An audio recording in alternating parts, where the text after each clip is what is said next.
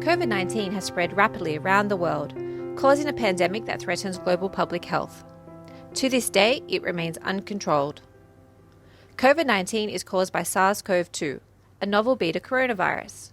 Like other coronaviruses, SARS-CoV-2 has 4 structural proteins, with the spike protein being absolutely essential for viral entry. Upon entering the body, SARS-CoV-2 gains access to host cells through the binding of its spike protein to the host receptor ACE2. Cleavage and activation of the spike protein by host proteases enables membrane fusion, and the viral RNA is released into the cell. The host cell and its machinery are hijacked to facilitate viral replication and translation of essential proteins. Ultimately, new virions are assembled and released. SARS-CoV-2 infection does not go unnoticed within the host, with innate immune sensors able to recognize viral elements such as RNA and proteins, leading to the activation of an interferon-dependent antiviral response. A characteristic of SARS-CoV-2 infection is the large latitude of associated symptoms, from asymptomatic through to death. One reason may be the varying immune responses between patients, with mild cases assumed to have an effective response. However, SARS-CoV-2 has evolved ways to interfere with this interferon-dependent response, causing an unbalanced and excessive pro-inflammatory response. In the more severe cases of COVID-19, this may lead to a cytokine storm and hyperinflammation with the overexpression of pro-inflammatory cytokines. One promising strategy to treat severe COVID-19 is the blocking of these inflammatory signaling pathways, using therapeutics routinely used in the clinic, such as dexamethasone.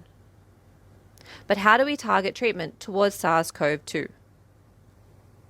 The initial strategy to fast-track a treatment was the repurposing of approved drugs, with the potential to act on the early stages of SARS-CoV-2 infection.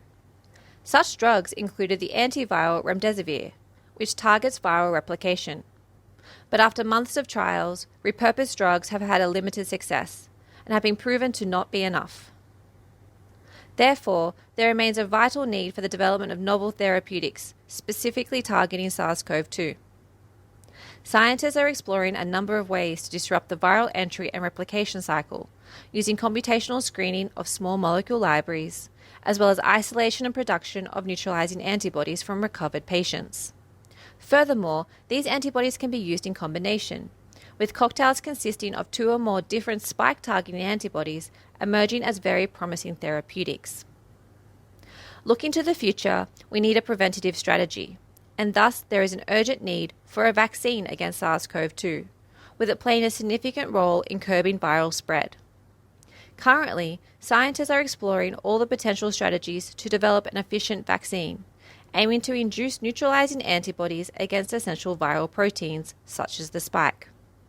The more advanced vaccine candidates moving into clinical trials include non-replicating viral vector-based vaccines as well as novel mRNA-based vaccines. We are only at the beginning. There is a tremendous need to increase our knowledge of the SARS-CoV-2 infection cycle and the cellular recognition pathways involved, as well as the varying immune responses in COVID-19. Invivogen is assisting in the continuing global research effort on SARS-CoV-2, with the answers to these fundamental questions ultimately needed for the development of safe and effective therapeutics and vaccines.